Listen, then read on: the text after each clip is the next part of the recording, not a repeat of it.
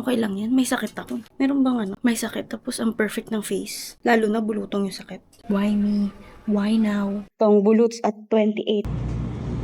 Paangkat eh. Parang pag nalaman na may sakit ka, magagalit, sabihin, ang dami ko nang iniisip, dumagdag pa yan, painful. Ako ay meron yatang bulutong. Look at my face. Ayoko magpa-check up kasi natutrauma nga ako sa ospital. Pero feeling ko kasi kailangan. Punta kami sa ospital ngayon para magpa-check up. Para mayroon akong inumin na tama. Kung kaya ko lang tong labanan ng normal. Talagang ano, no? Parang kulang pa lahat ng stress sa isip. Kailangan pang dagdagan. Kailangan pa natin yung dagdagan. Kulang pa ang mga stress na iniisip mo. Dagdagan pa natin ng bulutong. Tapos yung event pa, it's a big event. Kailangan maganda, maayos. Paano ka naman mag-show? Kung gumaling man to agad, paano ka mag-show nang may marami kang peklat? Traumatized talaga ako sa ospital. Ayaw na ayaw ko talaga pumunta sa ospital kasi sobrang daming beses na akong pabalik-balik doon, di naman ako gumaling. Maraming beses ako pinagpasapasahan, tapos di naman ako gumaling. Naubos lang yung pera. Kailangan natin magbalot kasi baka i-judge tayo ng mga tao. And don't judge me din kasi yung itsura ko talaga ay hindi kaaya-aya ngayon. Tatry ko mag-video din pero sabi ko gagawin ko na lang content. Mali, inintay ko lang si Ibab. Kinuha niya yung sasakyan. Ito yung outfit natin. Sakit outfit of the day. Parang nilalagnat din ako eh. Ay, lalo na kagabi, nag-chills ako. Kaso si Ibab, nag-worry na siya. Sabi niya magpa-check up na daw kami. So, maya-maya bababa na ako. Ay, naka. Sana mabilis lang ito matapos. Sana hindi ito magtagal. Pero hindi ko alam kung how bulutong works eh. Sige na, see you later. Bababa na.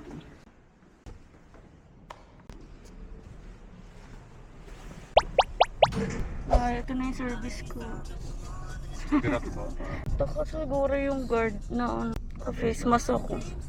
Hindi naman ako makapagpakita at ang dami na sa mukha ko. Saan ba kala mo?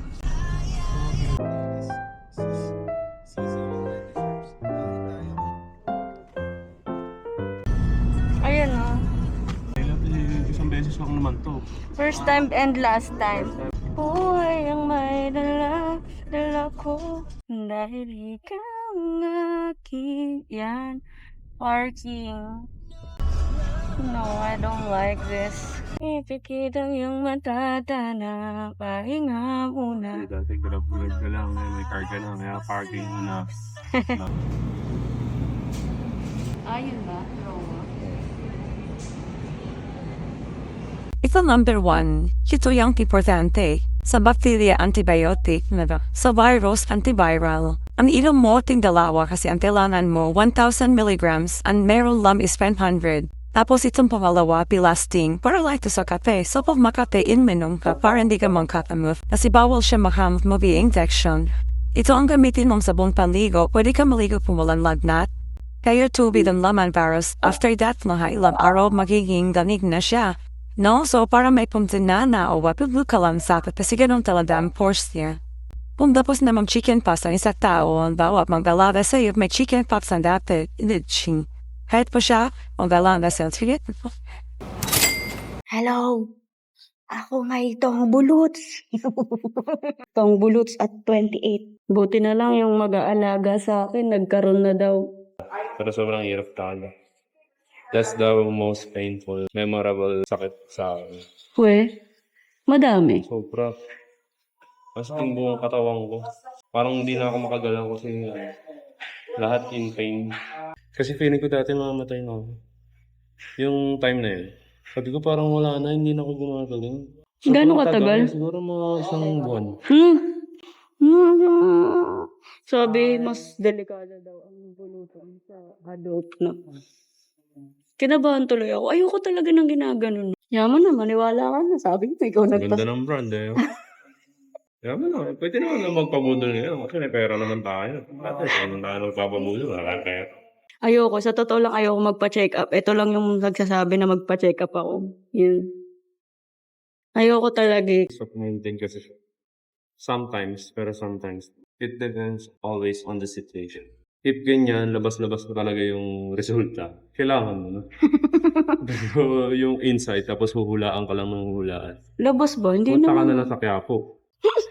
Yun, dumating din. Isundo namin. Hindi ko alam. Ground.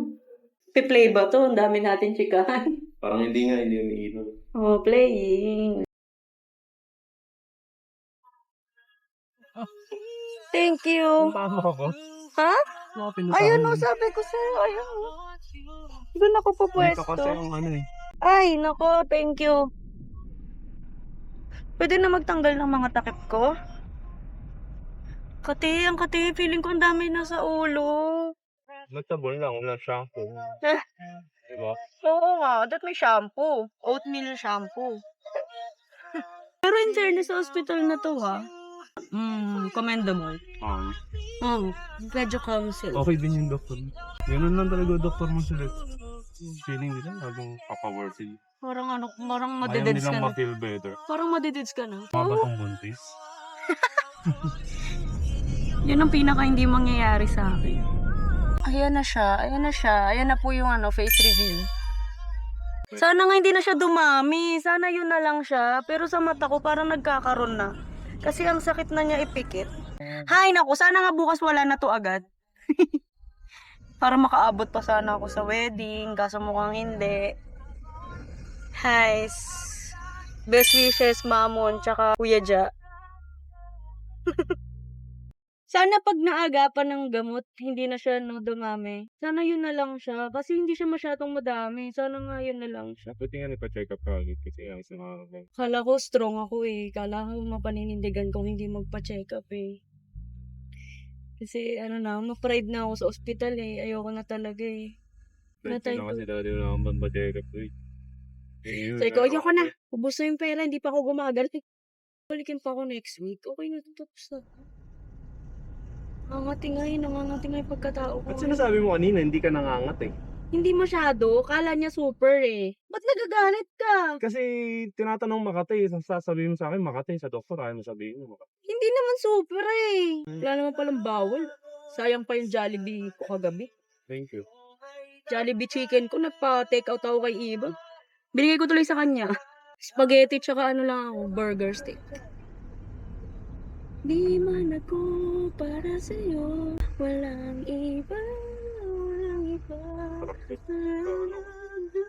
Sana hindi magmarka tong mga.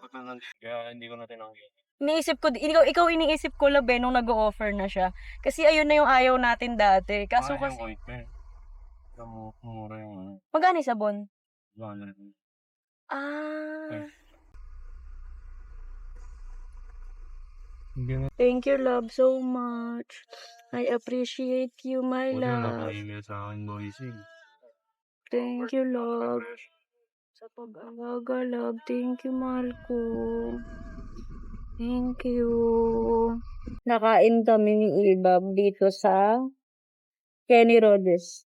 Sabi ko sa kanya, kain tayo sa masarap. Kasi pag may sakit, binibigay lahat ng masarap eh. Sabi niya, kahit naman wala kang sakit, binibigay ko sa'yo lahat. Kailangan may sakit ka pa. Tama naman. True naman yun. Lang ako, wala naman sana tong problema. Kaso grabe kasi yung timing. Yung timing ay kasal ng ate ni Ibab in just a few days. Pag hindi ako gumaling agad, hindi ako makakasama. Yung damit ko pa naman on the way na. Thank you. Ha? Ako din. Gusto ko Coke. Ano? Bawal ba? Build your immune system nga daw eh. Munod ka sa akin. Para mo sa akin tatay ng pera. Ako, visit. Ganun pala feeling. Ang traumatizing. Yan, sinasabi ko. Saan nagsusuot, saan nagpupunta. Si Wanda nakaabang. Di ko naman siya pwede hawakan ng hawakan. Ayun o, baby o. Hi. Niintay niyang hawakan ko siya. Bawal naman. Hindi naman sinabi na sa harmful sa cat, pero nag-iingat lang din ako. Kailangan kong gumaling agad kasi napakamahal ng gamot. Grabe, 200 isa, tapos 30 yung irereseta. What the? Ito yun ito. Yan, ayan. 500 each lang kasi siya, 500 milligram lang siya isa. 1,000 daw ang need. So, dapat 2 every pag-inom. So, kailangan ko na uminom ng 2. Lalagay ako ng cream sa mga bumps. Sobrang dami na. Nung una akala ko bigla lang ako nagkaroon ng maraming pimple. Kasi, grabe ang timing. Dahil local face ko din. And in tomorrow or the next day, magkakaroon naman ako ng menstruation. So, I love the timing. I really love the timing. Favorite mo talaga ako. So, talukap. Ito yung reason bakit ang hirap dumilat. Look at my body. Siyempre, hindi ko yun papakita. Maglalagay na muna ako sa katawan. Bye! Hindi siya masasatisfy sa isa lang na effect. Gusto niya marami talaga yung merong pain, headache, meron kang lagnat. Nakakahawa pa siya sa mga hindi pa nagkakaroon. Pero nagkaroon na nga kasi si Iba, buti naman. Pero nahihiya din talaga ako magpaalaga. Pero ginagawa niya naman. Dahil nakakahiya pa din. Pero ngayon nag-gym siya saglit. Lord, after nito, meron kang sa akin ha. Haharapin ko to. After netong sakit na to, merong magandang waiting para sa akin ha. Hindi to ganito lang ha. Masakit, nakakalungkot to kapag ito lang to. Lang. Pero kapag inedit ko to, syempre isusoften ko ng very light kasi hindi siya maganda tignan. Nagpaplano pa ako, sabi ko, this weekend magko-practice ako ng makeup ko para sa aatenan kong wedding. Practice ako ng hairstyle, para alam ko na gagawin ko that day. Kaso ito ko, in my bed. My bed. Bed na full of pink. Sabi ni Iba, magiging na daw ako, Wakandan. Kasi 'di ba sa sa Wakanda, may mga ganito sila. Yung mga bumps nila na yun, nagre-represent siya sa one kill. Ganun yung representation sa Wakanda. I am a Wakandan now. Oh my goodness. Muna akong tanongin kung mahal kita. Thank you. May asin? Yun, thank you, love. Third day na aking bulutong. Lagyan natin ng cream na nireseta. Yan, life, susubukin ko talaga ng todo-todo, no? Ito yung pinakamasakit to. Hirap, dumilat. Kasi ito yung galaw ng galaw. Hirap, grabe, sobrang hirap. Tapos, struggle pa maligo. Pilit ko lang kailangan kasi maligo. Tapos, ang lamig-lamig pa. Hindi na pwede patayin yung aircon. Kasi bawal ako mapawisan. Ang dami niya, yung sa may kilay banda. Bali, pag inedit ko to, isang vlog lang. Sobrang sakit. Ito, binili sa doktor. Napakamahal. Basta wala siyang brand. Maniwala na lang tayo. Found my direction. Ang hirap maglagay pag walang salamin kasi sobrang labo ng mata ko. Alam mo yun, sobrang dami niya. Gusto mo siya na lang, spread out. Like parang lotion yung nilalagay. Dami yun. Ginarte pa ba ako sa itsura ko? Pre-men's face ko yan. Tapos may bulutan pa.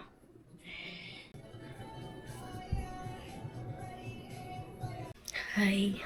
So, day 3 o day 4 ko na merong bulutong. Pagod na. Sobrang hirap.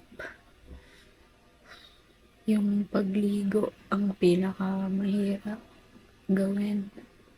Kasi sobrang sakit. Pero kailangan mong sabunin. Kailangan mong linisin. Grabe ang hirap nito.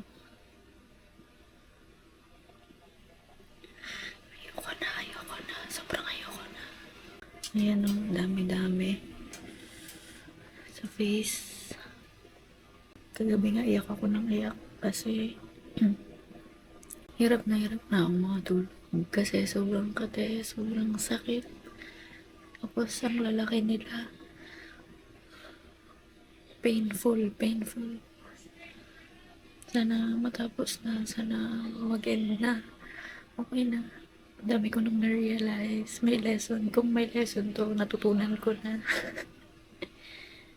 Na-realize ko na every part of the body, small man yan or big part of the body, lahat may function. So, dito sa kamay, meron ako ditong maliit lang ito. Hindi ako makapag-brush ng hair kasi natatamaan siya. So, itong part na to, sobrang laking bagay niya. Sa arms, medyo hindi marami. Sa dibdib marami. Sa likod, medyo dumadami na din. Sa private part, meron din. Sobrang sakit eh. Tuwing gabi lagi ako nilalagnat. Hindi ako makatulog kasi sobrang lalamig. Nag-chills.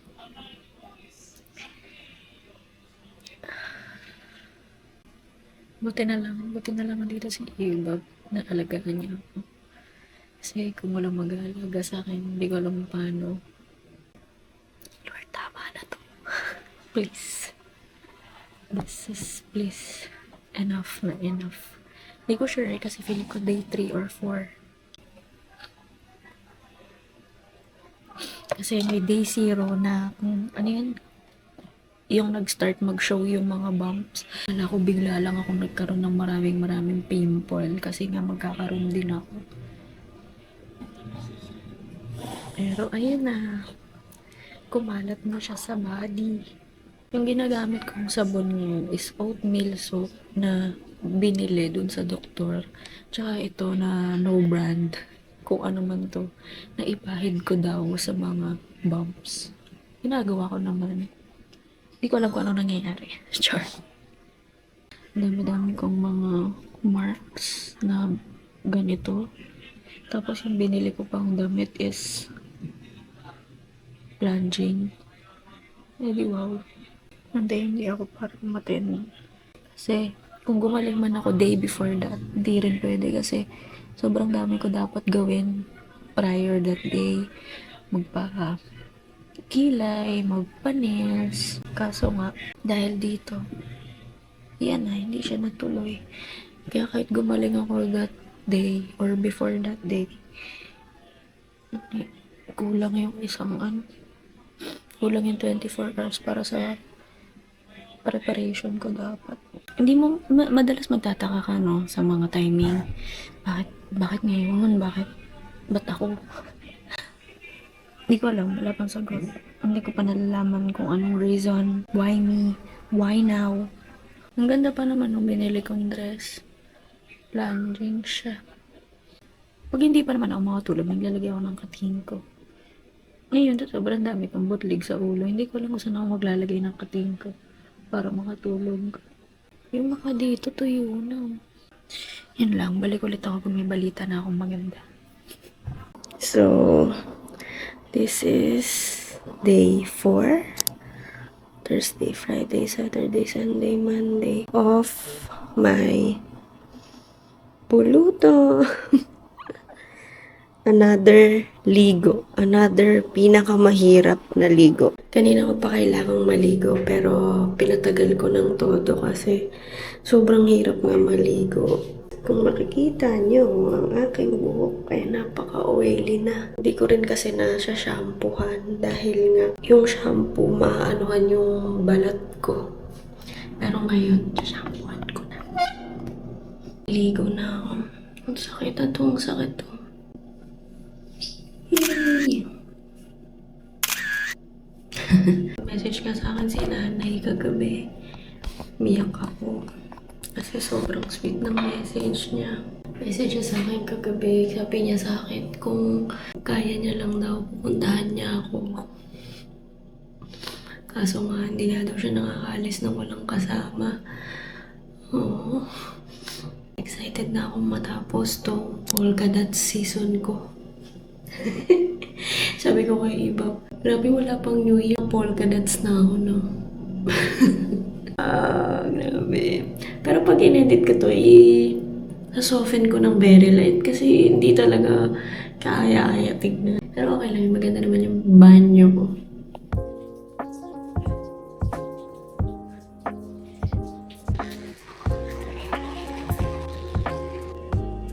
Dahil sa sakit ko, parang hindi nag-heal ng maayos yung bago kong tattoo. I'm done. Hi! Love you! Ay! Ay! Kiss daw kayo ni Mads. Oy! Hindi ko rin siya masyado hinahawakan. Hindi naman daw nakakahawa sa pet, pero wala. Gusto ko lang ng safety ng anak ko. Kapag tinignan mo yung face yun dito, mukhang onti lang eh. Kasi syempre, meron pa sa katawan, meron pa sa likod. Buti nga sa arm, tsaka sa legs, hindi masyado eh. Grabe, message sa akin ni nanay kagabi. Sinendan ko kasi siya ng picture. Sabi niya, ang dami daw, ganyan. Naiyak daw siya, nag-aalala daw siya sa... Ayoko naman siyang mag-alala kasi kaya ko naman to. Pero, sobrang touch talaga ako sa mga ganong message. Ayun yung ano eh. Sobrang malaking bagay. As in, yung pag may sakit ka, ang sasabihin lang sa'yo yung mga magagandang words na makakatulong sa paggaling mo. Hindi yung pag nalaman na may sakit ka, magagalit pa or parang, basta, alam ko na kasi yung mga ganon.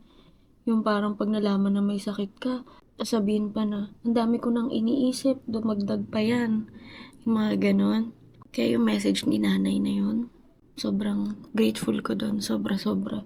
Message lang na sobrang sweet. Pag may sakit ka, makakatulong na yun sa healing mo. Hindi na yun makakadagdag sa isipin mo. Kasi, there's someone na praying na mag-heal ka kahit malayo. Sobrang ano yun, sobrang malaking bagay yung mga ganong message kapag may sakit yung tao, mag-ano ka, sweet message ka, palakasin mo yung loob nila. Hindi yung pag nalaman mo na may sakit, galit ka. Imbes tuloy sabihin sa'yo na i-update ka na may sakit siya. Hindi na lang kasi natatakot na mapagalitan na as if gusto mo yung nangyayari sa'yo, di ba? May mga ganun kasi. Pag nalaman na may sakit ka, magagalit, sabihin, ang dami ko nang iniisip, dumagdag pa yan. It's painful. Kaya yung mga ganong message, tulad ng message ni nanay sa akin kagabi, sobrang helpful. Sabi niya, pagaling ka, kaya mo yan. Kung kaya mo niya nga lang daw akong pupuntahan niya. Gaalala daw siya. Kasi daw ang dami. Diba? Yung mga ganong nag-aalala sa'yo. Mga solid na tao. Hindi yung lagi na lang galit. Sa lahat ng bagay, laging galit. May sakit na yung tao, paggagalitan pa. Pag may sakit yung tao, hindi galit ang kailangan.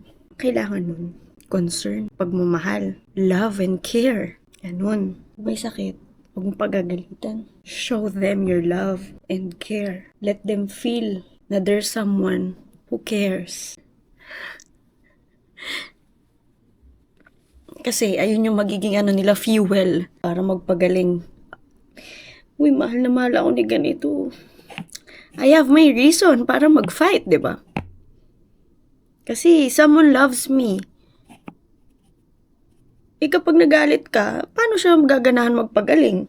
Sabihin niya, ayaw niya na lang, di ba? Kaya sobrang thankful ako sa mga nag-show ng love. Walang ibang pinipsino kundi love lang. Like Ibab. Grabe yung pag-aalaga nun sa akin. Pagod na pagod yun. Pero hindi niya pinapakita sa akin na pagod siya. So, yun. Mabihis lang muna ako. And charge ko yung camera ko kasi lobat na. Inayos ko yung bed ko. Tignan niyo naman. Look. Look at that. Gustong gusto niya kasi yan eh. Pag inaayos yung bed, gusto niyang dun siya sa loob. And guess what? Of course, lahat ng gamit ko dyan ay pink. Look. Lahat yan ay pink. May hinihingal lang kasi ngayon ko lang kinaya na ayusin ang bed. Simula nung nagkasakit ako, hindi sprayan muna natin to ng alcohol. And look at my baby. She's there. She's there. Siyempre, hindi mo yan babother, di ba? Hindi mo siya guguluhin dyan. At pala ganito akong maglagong mataas. Ganito. Okay lang yan. May sakit ako. Meron bang may sakit tapos ang perfect ng face? Lalo na bulutong yung sakit. Ako'y hinihingal na. Kumakit ng spray kong alcohol. Ito na lang. Baka medyo magulo pa. Magulo ang kwarto. Pasensya na po. Ang tao po dito ay may sakit at hingalin pa. Wala akong spray. Look. So, may impostor. Lahat yan ay pink. And the baby is here. So, ang gagawin ko na lang ay mag-Animal Crossing. Yun. Balik ulit ako para sa update ng aking polka dot season. Grabe naman yan. Napaka-macho naman. Grabe. Grabe, ayan lang naman yung nag-aalaga sa akin, no? Naka-apron pa. Napaka-macho. Tapos ito may ulam namin. Wow! Let's go eat. Parang mas masarap ka sa ulam. I'm so hungry. Tapos ito yung ulam namin. Grabe naman yun. Paano naman ako hindi gagaling dyan? I'm so hungry. Ano? Hungry. Ay, hungry na. Hungry na sa buhay. Grabe, napakaswerte ko naman. Medium rare. Ulit tayo mo. Sige lang, labat loob 2 by isa.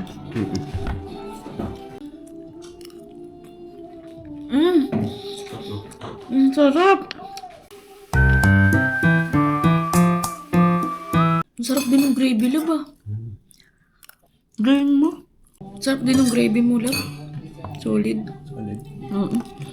Pwede ulamin. Tingnan niyo yung Lalo ka macho. Gagaling na to. Solid eh. Solid mag-alaga. Pinaghiwa pa ako ng apple niyan. Yan. Naghiwa niya ako ng apple. Thank you po. Lunch na time na namin. Tapos Order naman. Pagod na si boss maglata. may pamakdo si boss. Woo! Tapos meron pa yung chicken sandwich. Tapos yung baby ay kumakain doon. This is a perfect family.